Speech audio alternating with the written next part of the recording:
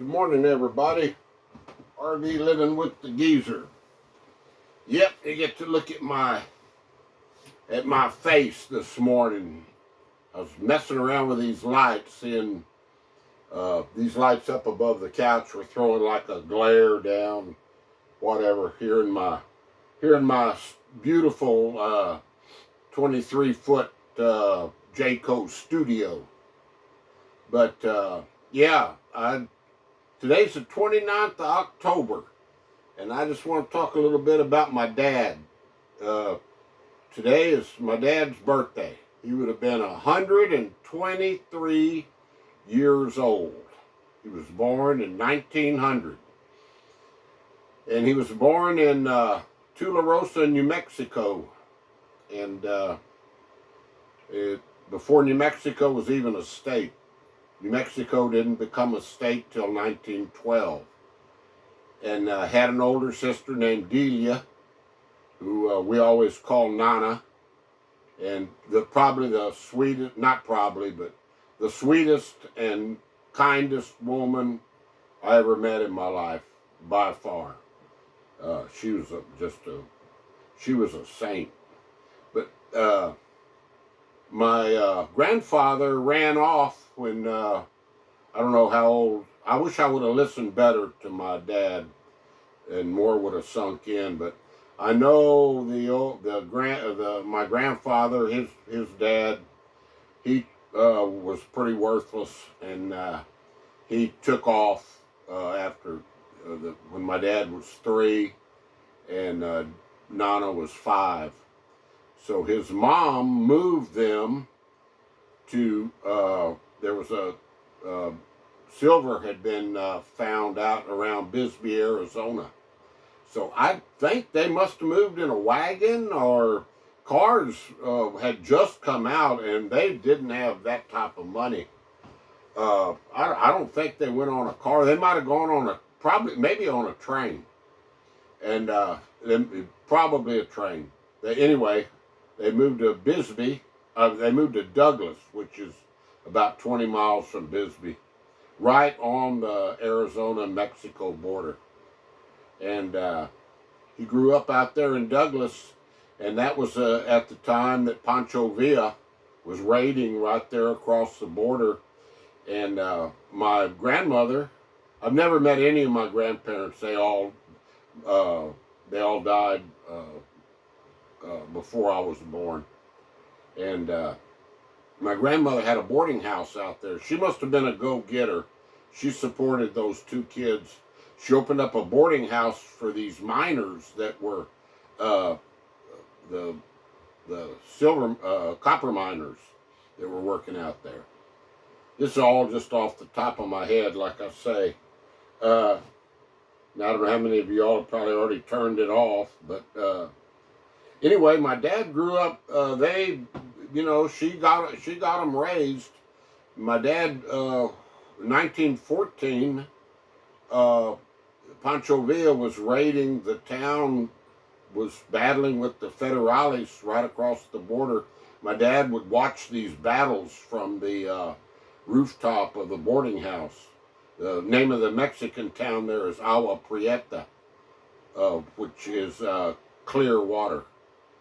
And I've got a carbine. He ran across the border. There was no fence or anything back then. He ran across, after the battle was over, he ran across, and a dead soldier or federales or one of Pancho Villa's guys, carbine, 30 caliber carbine was laying there, and I still have it. We've had that through the years. But yeah, he grew up, he played baseball and football there in Douglas, and graduated from Douglas High School. And from the time he was about 14 to the time he graduated, the day school was out, him and a buddy or a couple of buddies would ride donkeys up into the Cherokee Mountains, and they would spend the entire summer up there living off the land. Can you imagine a 14-year-old boy doing that now? And they'd spend 3 months, and they would have to be back before school started. So anyway, what a life, huh? And when he graduated, best I can remember what he told me, he went to Oregon when he was 19, and he was a logger up there for a while.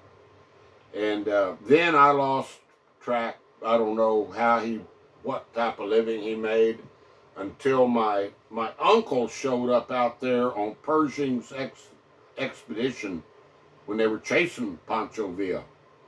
And my uncle, that's when he met Nana, and and my uncle then got sent over to Germany, and for World War One, and he came back. He got a field promotion to a lieutenant, became a captain in the Army, highly decorated, and he's the one that started that ranch that later on. He was a chiropractor and started the ranch here out of San Antonio where I grew up, and that school of philosophy of positive thinking. And I think my dad was a plumbing salesman through the years, and he did all sorts of things. He knew he was a survivor. Let's just say that. He made a living, and he made us a good living.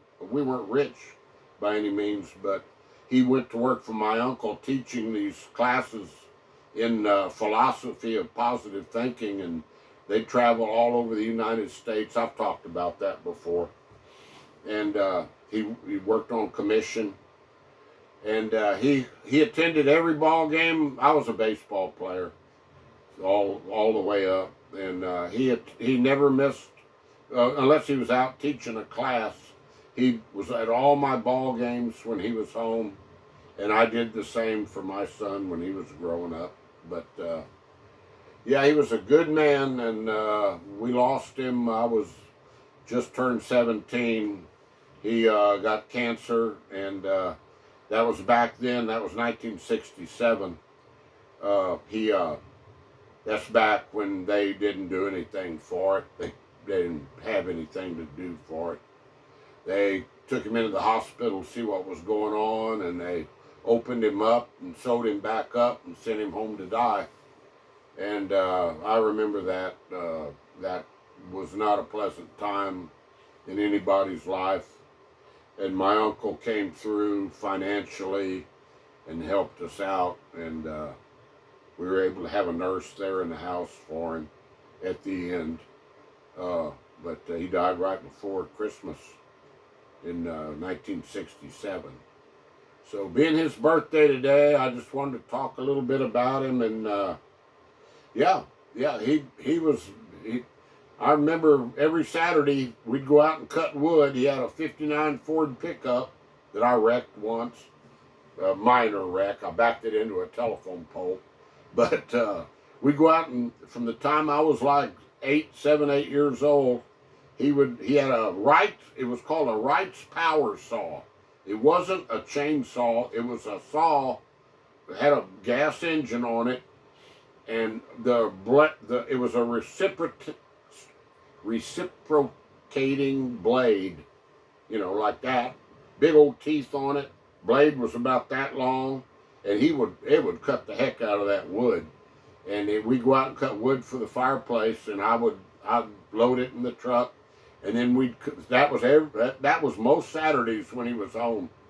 And then I always remember he did most of the cooking when he was home. He was an excellent cook. We would have beans and almost always a big pot of beans on Saturdays, and cornbread, and he could make a real good pineapple upside down cake. And it was like just a standard Saturday. And then in the evenings, after we finally did get a TV, we would watch All-Star Wrestling and roller derby in the Saturday evenings. And I just remember, and he was big watching. He liked to watch Friday nights boxing. That every Friday night boxing would come on back then, and we only had 3 channels.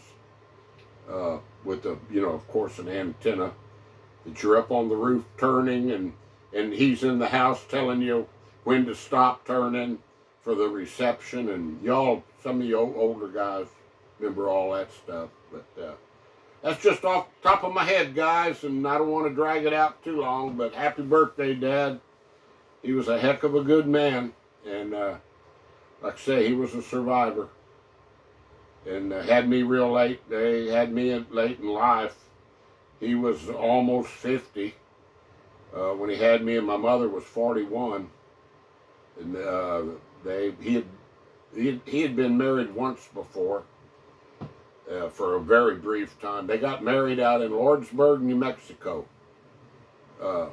Yeah, which is just east of the Arizona state line. So anyway, guys, peace out. Have a great Sunday. And yeah, getting towards the end of the month.